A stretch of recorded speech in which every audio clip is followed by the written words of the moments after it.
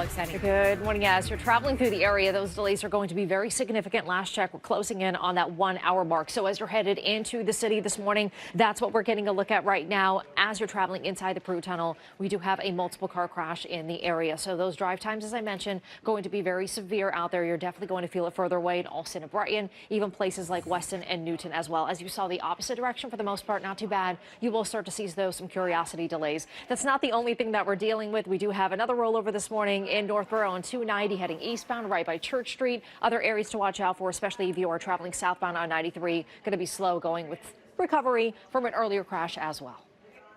We're navigating that commute, definitely going to be a tough one for you out there.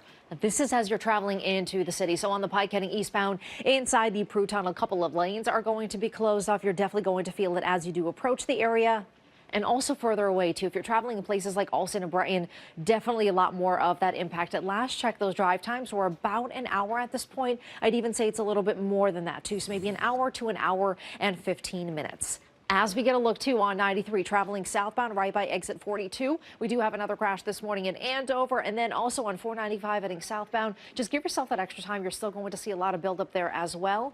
Last but not least, too, in Raynham, we do have another crash on 24 North. This one's actually been there for quite some time, so those drive times luckily have remained a little bit steady, but they are going to be maybe about 20 or 25 minutes. As I mentioned, on the Pike right now, because of that rollover, very, very intense when it comes to some of those delays. An hour and a half. Be prepared.